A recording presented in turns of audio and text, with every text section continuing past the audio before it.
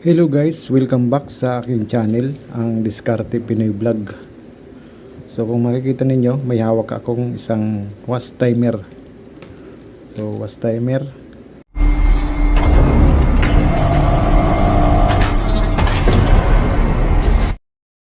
tatlo yung wire. Ito ay para doon sa single washing machine. Itong kulay gray para ito doon sa sa common. Ito yung common, at ito naman dalawang ito na kulay yellow at red para naman ito doon sa capacitor. So bakit ko nga ba hawak ito mga kaibigan?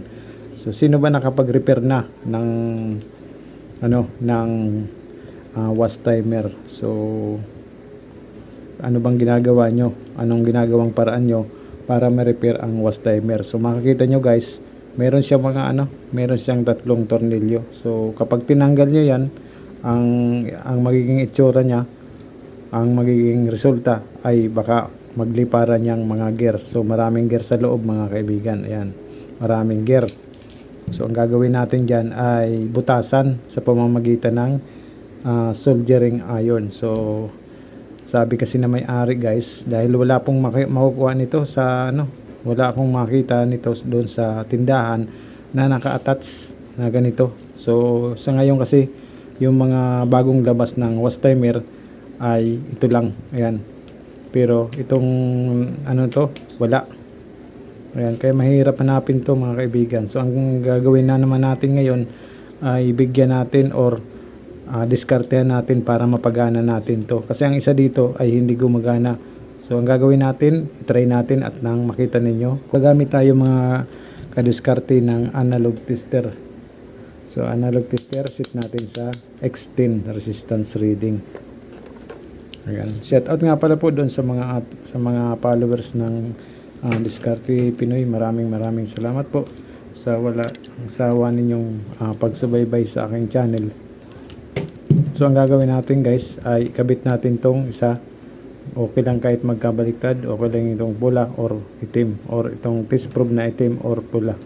Kasi wala po siyang negative at positive. So lagay natin dyan at ikutin natin muna ito mga kaibigan. Ayan. Hanapin natin yung kung alin dito ang sira, kung alin ang hindi gumagana. Ayan. Ayan, naikot na siya guys. So kapag ganyan, ibig sabihin gumagana na yung wash timer. So nakikita nyo, ayan. Ayan.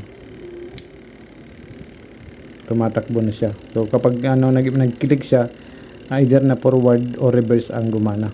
Nakikita nyo, kung gumagana ay magre-reading or gagalaw yung needle pointer. Ayan, lagay natin to dito. So ayan, gumana siya. So ibig sabihin guys, itong pulang ito ay walang problema. So either na reverse ito or forward, depende na doon sa motor na paglalagyan natin. So doon lang ito magbabago. Dapat dito gagana na yan. So kapag nilagay ito sa pula o dito sa red, magagana siya. Ayan. So pag natapos yan, pag nawala na or ganyan, nawala na siya, dito naman tayo. Ayan. Dapat gagana siya, kaso hindi siya gumana. Kasi nag-change or nag-click na eh. So pag nag-click uli, may lamang dito na yon sa pula. Ayan, dito na siya. So ibig sabihin guys, ang problema niya itong kulay yellow. Hindi po siya nagko-connect doon sa common. So hindi nag-switch on, kumbaga lost connection. So ang gagawin natin guys, ayan, para makita ninyo, linisin muna natin ito. Ayan, linisin muna natin.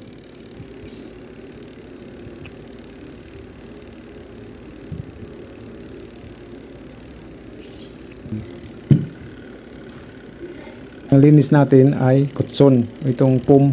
Ayan, ayan, ganyan na lang. Tapos lalagyan muna natin para malinis, lagyan natin ng lacquer thinner.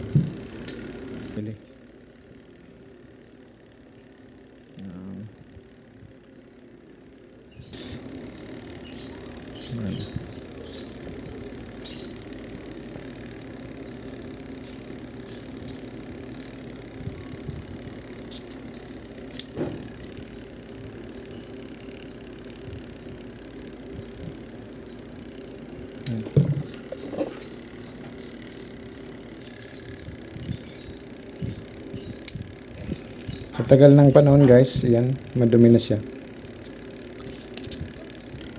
So yan guys, malinis na. Ayan. Kita nyo na ba yung ano? Yan. Lagyan ko na lang ng ilaw tong ano, tong camera.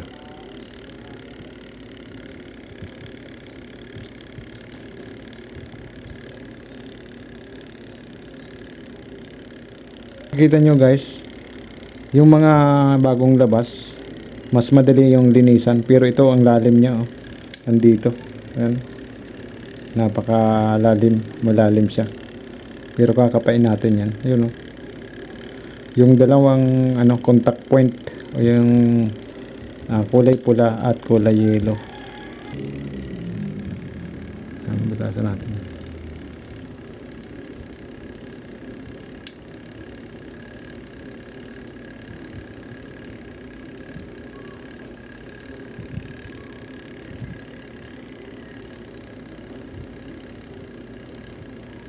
So ayan guys, nabutasan natin. Yan yung daanan para malinisan natin yun. Ilalim na itong tanso. So kailangan na linisan natin yung tanso din doon sa loob kasi ano, nagkaroon po ng sunog or maitim. Kaya nagkakaroon ng lost connection. So gagawin tayo guys ng liha para malinisan natin yun. So, patayin muna natin. Patayin muna natin guys. Gagamit tayo ng alambre. Ayan. Alambre tayo dito. Matibay itong alambre ngayon. Tapos pwede ring magaspang. So hindi naman siya ito kagaspangan tong ano natin, liha. Ayan, gawin nyo ganyan lang. Gagawin nyo lang guys. Ganyan lang. Pasok nyo lang yan.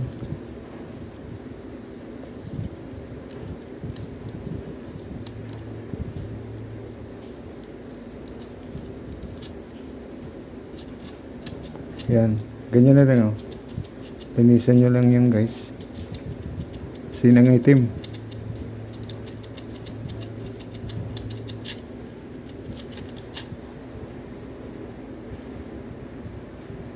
So kailangan malinisan din yung kabila.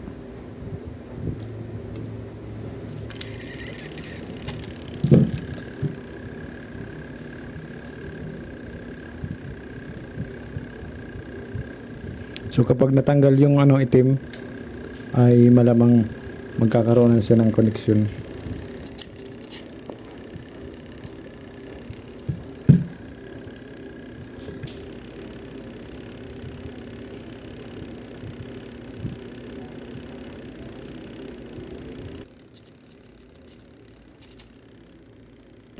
So ayan guys, testingin na natin.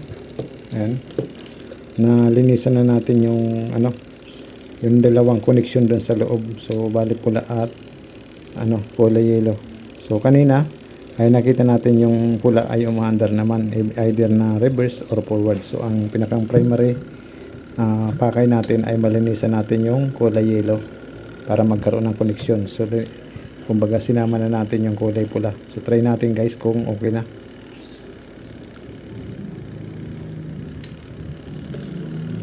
Try natin. So, umandar na siya. Ayan. Try natin. Yun. Kumana na. So, hintayin natin ng ilang sandali para magbago nung... So, yung kulay yellow guys, meron na. May connection na siya. Wala. Pag-click naman, nasa yellow na.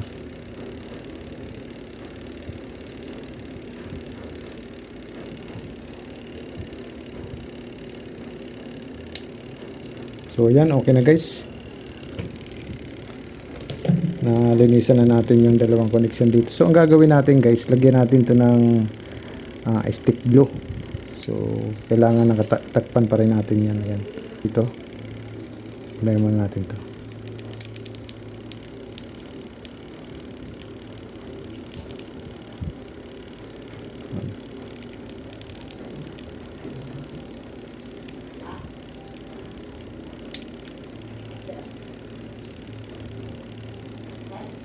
Kailangan hindi tumulo dun sa loob. Baka madali yung gear at hindi na umandar. Kailangan di matuluan.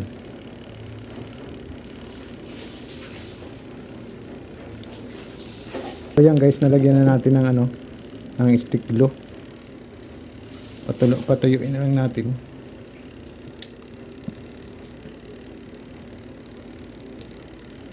So ayan guys, hanggang dito na lang ang aking video. At nagawa na natin ng paraan yung lumang timer. Bari naka-slanting siya. Ayan, slanting. Mahirap hanapin. So nagawa na natin ng paraan guys. Napagana na natin yung kulay yellow. So kanina kasi ay walang deflection yung kulay yellow. So ngayon, ayan, meron na siya. So ayan, parehas na siya guys. So hanggang dito na lang guys ang aking video at po ang inyong ginagawa kung kayo man ay nagdi-DIY niya. Ano bang paraan yung ginagawa ninyo? So pakisagot na lang kung ano pang iba pang idea para at least alam ng ating mga viewers kung anong ginagawa niyo ditong paraan para malinisan or mapagana pa itong spin or wash timer. So hanggang dito na lang guys at maraming po salamat sa inyong walang sawang pagsubaybay. Ito po ang Diskarte Pinoy. Magandang araw po sa inyong lahat.